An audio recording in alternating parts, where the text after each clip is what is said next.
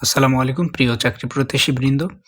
১৯তম শিক্ষক নিবন্ধনের বড় একটি আপডেট চলে এসেছে। আপডেটে থাকছে পরীক্ষা পদ্ধতি সম্পর্কে, এসএসসি পাশে পরীক্ষা দেওয়া যাবে না এমন বিধানটি তুলে নেওয়া হলো কিনা এবং বয়স কবে থেকে গণনা করা হবে সহ সিলেবাসে কোনো ধরনের পরিবর্তন আনা হলো কিনা সেটা সম্পর্কে আমরা দেখব।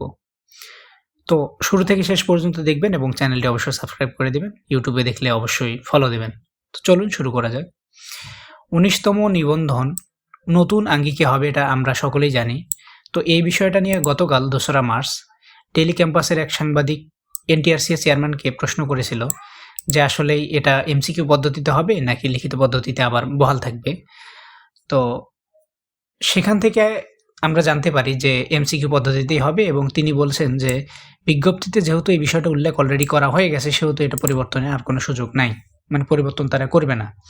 তার মানে এমসিকিউ পদ্ধতিতেই হবে। আর আরেকটা কথা বলছে উনি যে বয়সের ব্যাপারটা, বয়সের ছাড় থাকবে কিনা।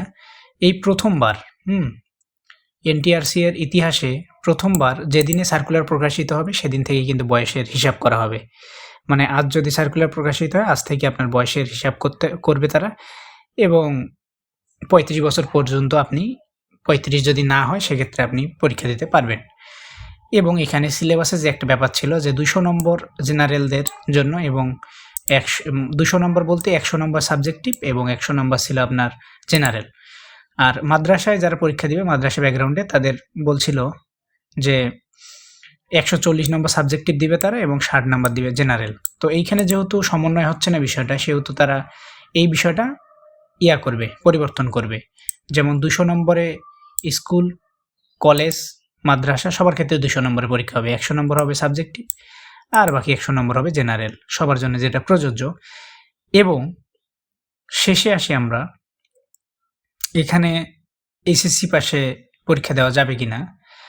যেহেতু গ্রেড উন্নীত করা হয়েছে সেহেতু আর কোনো সুযোগ নাই এসএসসি পাশে পরীক্ষা দেওয়ার। এবং যদি শিক্ষামন্ত্রী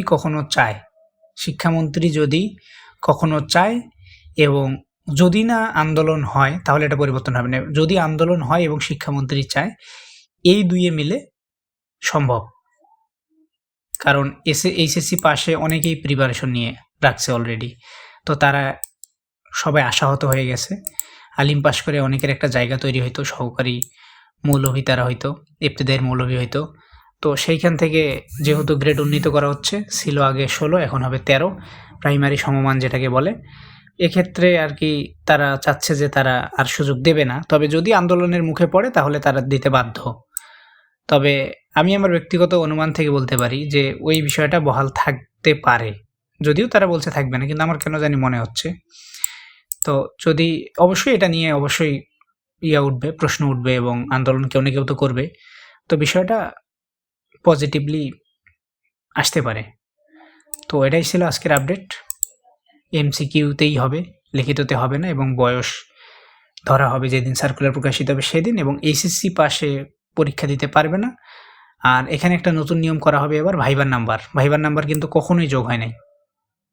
এনটিআরসি এর যতগুলা নিবন্ধন গেছে ভাইবার নাম্বার যোগ করে মেধা তালিকা তৈরি করা হয়নি। ভাইভাতে এমনিতেই ভাইবা নেওয়া হইতো, সেখানে যোগ্য প্রার্থীকে সিলেক্ট করা হইতো কিন্তু কখনো ওই নাম্বারটা যোগ হয়নি। এবার কিন্তু ভাইবার নাম্বারও যোগ হয়ে মেরিট লিস্ট তৈরি হবে এবং প্রার্থী ঠিকানা হবে 1:2, মানে একটা পদের বিপরীতে 2 জন করে, যেটা আমি আমার বহু ভিডিওতে বলেছি। তো এটাই ছিল আজকের আপডেট। পরবর্তী আপডেট পাওয়ার জন্য আমাদের চ্যানেলের সাথেই থাকুন, পেজের সাথেই থাকুন। সকলের জন্য শুভকামনা রইল। সকলেই ভালো থাকবেন। আসসালামু আলাইকুম।